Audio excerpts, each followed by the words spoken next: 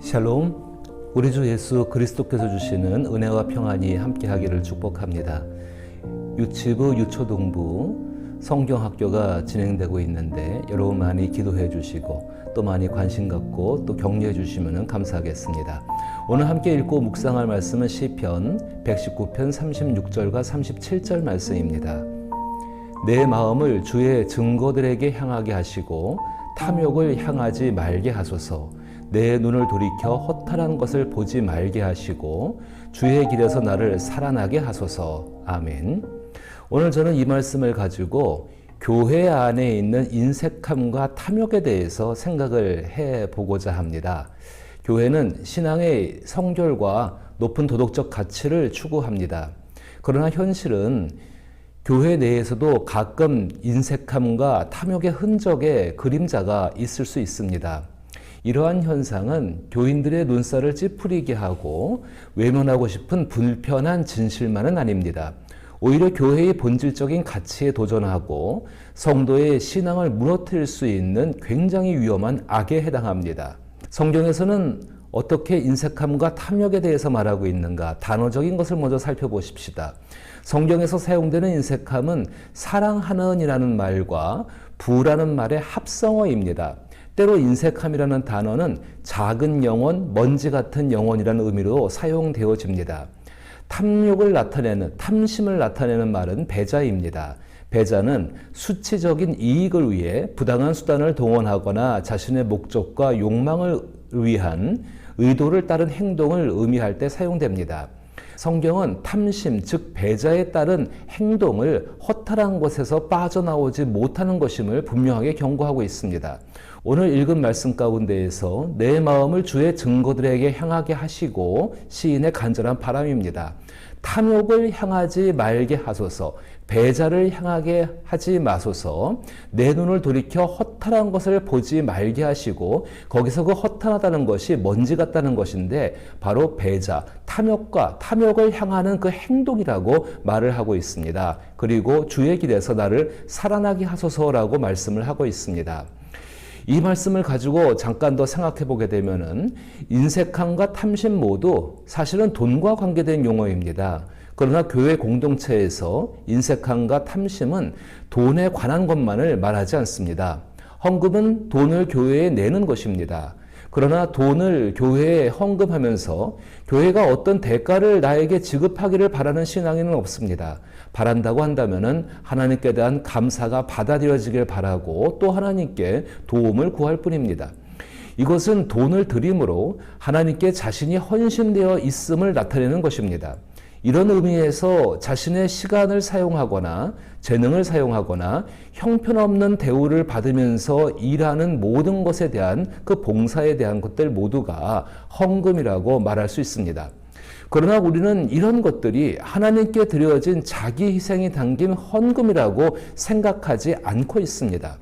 헌금하게 되면 헌신이라는 개념을 생각해야 되는데 그것이 아니라 단순히 돈을 드린 것만을 생각하고 있다는 것입니다. 이것이 교회 안에 인색함과 탐심이 뿌리 있게 자리 잡는 이유 중 한 가지라고 저는 생각합니다. 한 가지 예를 들어보죠. 주일학교와 중고청 수련회에 교회의 예산이 사용됩니다. 이 모든 것은 교인의 헌금입니다. 자, 그러면은 자연스럽게 헌금을 내어주는 사람과 헌금을 사용하는 사람이 등장합니다. 아무리 아니라고 부정해도 주는 사람과 받는 사람의 입장이 생기게 됩니다. 갑과 을의 관계가 만들어질 수밖에 없습니다. 교회의 돈이 많으면 이런 관계가 만들어지지 않을까요? 교회의 돈을 많게 만들었어도 주는 사람과 받는 사람의 관계는 언제든지 자연스럽게 일어났습니다. 교회의 본질을 자신의 입장에서 생각하는 것을 버리지 않으면은 돈뿐만 아니라 교인들이 헌신하는 시간과 재능과 봉사 역시 갑과 을의 관계에서 이해하고 생각하고 사용하려고 합니다. 교회가 어떤 곳인가요? 교회는 영적인 공동체입니다. 영적인 공동체라는 표현은 하나님과 함께 육체적인 삶을 살아가는 현실이 존재하고 있다는 것입니다. 하나님과 함께 살아가는 현실은 하나님 말씀을 기초로 하여서 사람들의 삶을 하나님께서 바라시는 모습으로 만들어가는 삶을 의미합니다.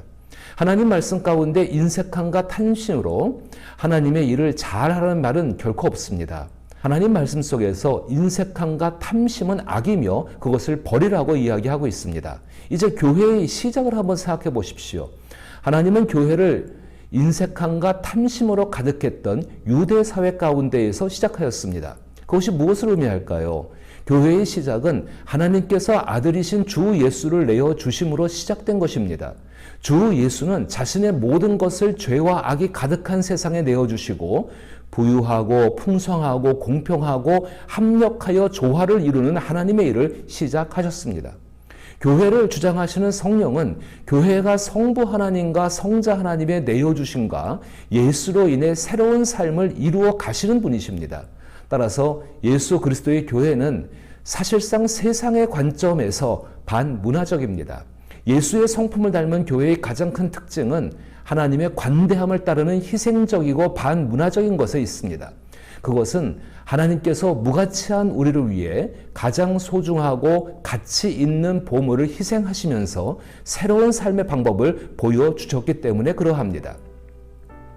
따라서 항상 우리는 기도할 것이 있습니다. 그것은 하나님의 관대함과 너그러운 성품이 나의 마음이 되게 해달라고 기도하는 것입니다.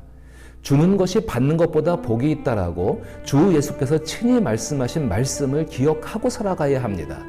그러나 교회 안에서 인색함과 탐심은 그 민낯을 그대로 드러내지 않습니다. 언제나 정당화된 이유 가운데에서 감춰져 있습니다. 중요한 것은 우리 마음속에 하나님의 관대하심과 하나님의 너그러우신 마음이 있지 않으면은 언제든지 그것은 악을 드러낼 수밖에 없고 그 모습을 인하여서 함께 희생하는 모든 사람들이 상처를 받을 수밖에 없다는 것입니다. 오늘 특별히 시편 119편 36절과 37절 말씀에서 내 마음을 주의 증거들에게 향하게 하시고 탐심으로 향하지 말게 하소서. 내 눈을 돌이켜 허탈한 것을 보지 말게 하시고 주의 길에서 나를 살아나게 하소서.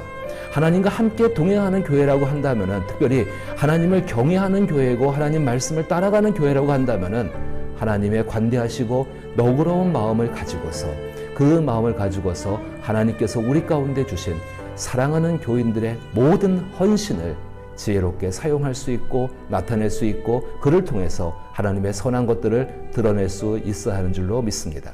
이번 유치부, 유초동부 성경학교 그리고 중고청 수련회를 통해서 우리 교회가 훨씬 더 성숙한 모습으로 하나님의 너그러움과 하나님의 관대함, 일체의 인색함과 일체의 탐심을 버린 자신의 정말로 그 속모습이 사라져버린 그 모습 가운데 행할 수 있기를 나사렛 예수 이름으로 축복합니다.